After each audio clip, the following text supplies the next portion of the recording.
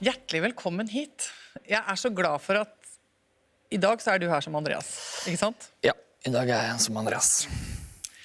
Kan ikke vi snakke litt om han? Ja. Han som du var før du fikk på deg pannebåndet og pelskåpa og de der solbrillene som er blitt signaturen din. Som guttunge, eller på skolen, hvem var Andreas der?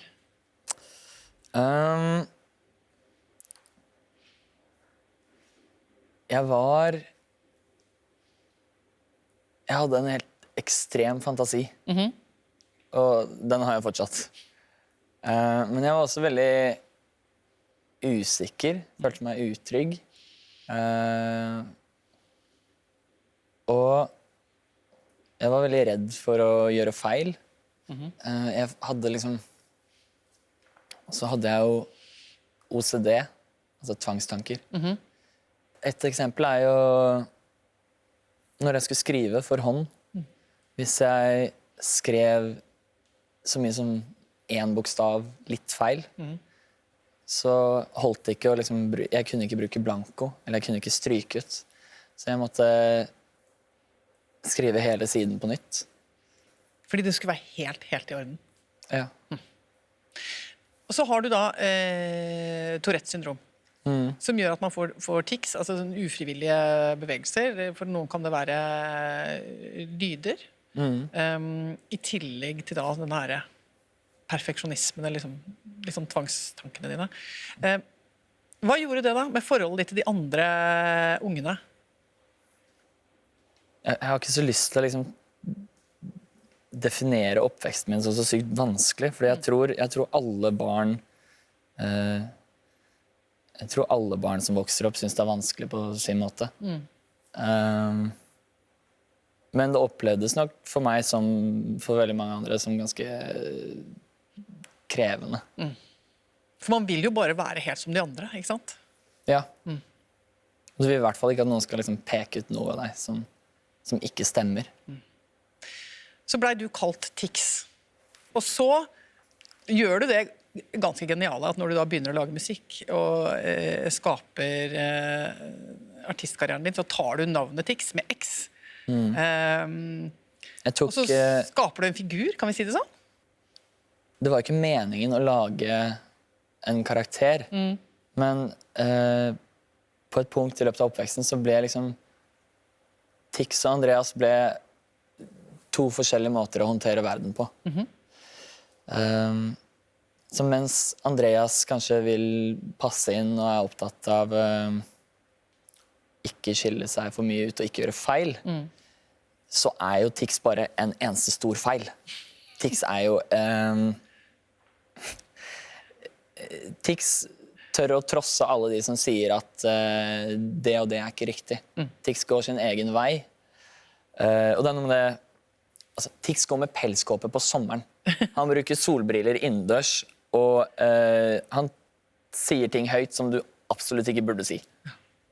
Og så er Tix i sitt eget hode best i verden. Og det er noe jeg tror veldig mange burde egentlig prøve å kjenne på det. Fordi det er ikke noe overlegent med det, for Tix er veldig åpen for at andre kan være best også. Men Tix fremstår for meg som ganske fryktløs. Han gjør ikke noe feil, han. Eller han gjør feil hele tiden. Du begynte jo ganske raskt å lykkes godt med dette her. Låtene dine ble populære, du ble et fenomen. Du spilte på de største scenene, og det så egentlig fra utsiden ut som en eneste gigantisk fest. Men hvordan var det å være inni den festen, midt i denne skypumpa som du har dratt opp som Tix?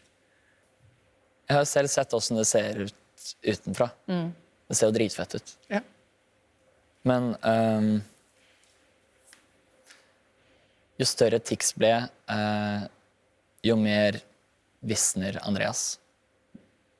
Det kunne fort ta en måned eller to mellom hver gang jeg hørte noen si Andreas, utenom familien min. Venner slutter å ringe deg fordi de regner med at du er opptatt uansett. Eller venner som forsyner seg alle godene dine, som du gir festivalbilletter eller gratis drikke, men de kommer ikke egentlig innom for å hilse på og spørre hvordan du har det.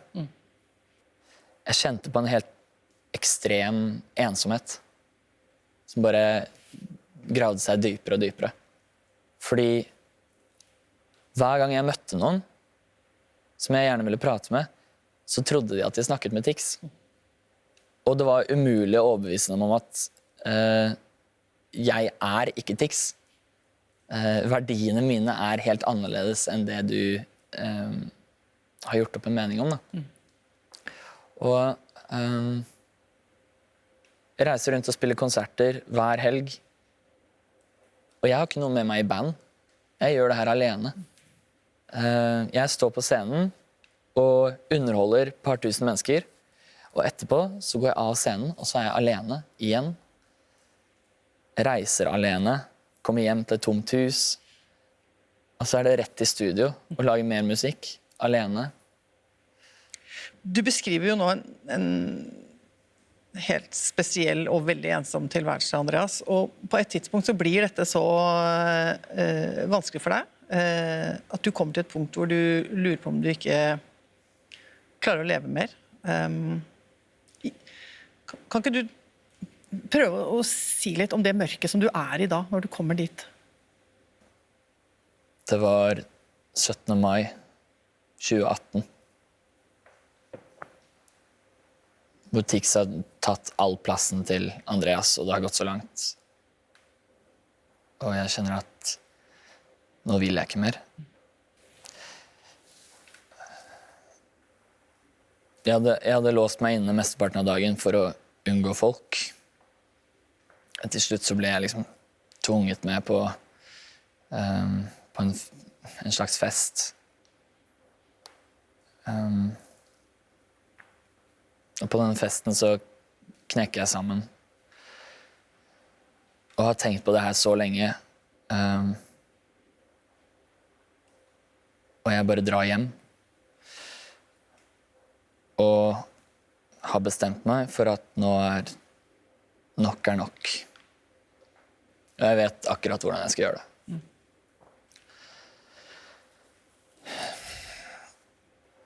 Jeg føler meg så sliten og så desperat etter å komme meg ut av alt sammen. Jeg skriver et avskjedsbrev, og så skriver jeg et testamente. Og så finner jeg en tusj, og så skriver jeg kontaktinfo og alle passordene mine og PIN-kodene mine på armen min. Jeg ble sittende på gulvet og gråt. Og jeg var så redd. Og så kommer katten min inn. Han heter Findus. Og stryker seg inntil beina mine. Og så legger han seg i fanget mitt. Det pleier han ikke å gjøre. Og så begynner jeg å prate med han.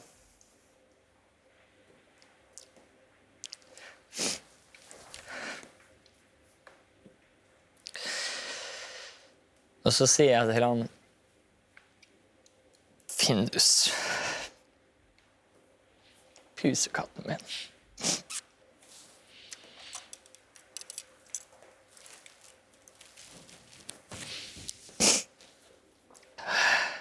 Kjente du at du måtte ha brillene dine nå? Det er lettere. Så sier jeg til han, Findus, ingen av mine venner skjønner at jeg har problemer. Det er bare meg. Så hva gjør vi nå? For jeg vil ikke leve. Men jeg vil jo ikke dø.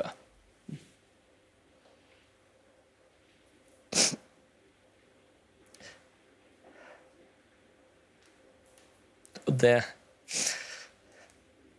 den samtalen med Findus,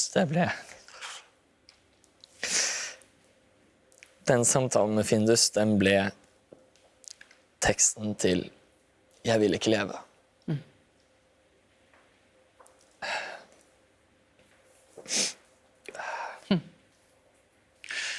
Du skal få hilse på Andreas igjen. Ja.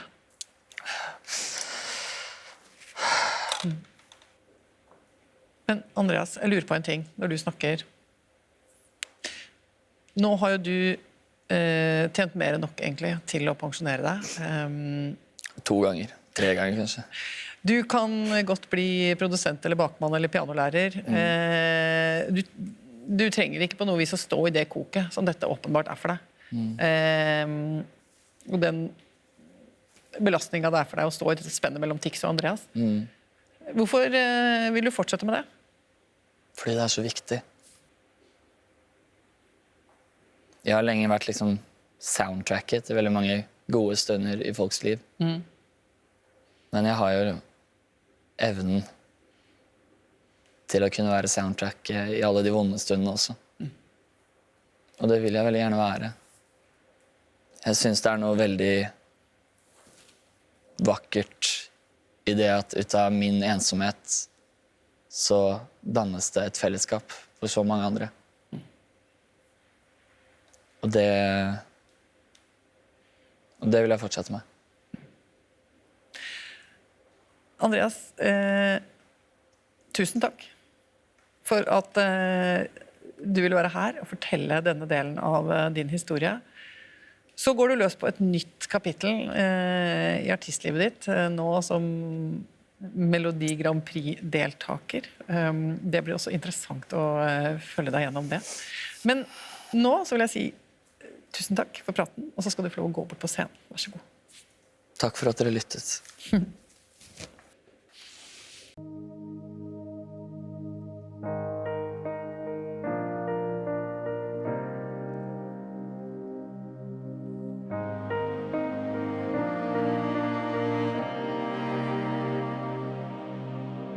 Jeg ser ikke hvor dette ender.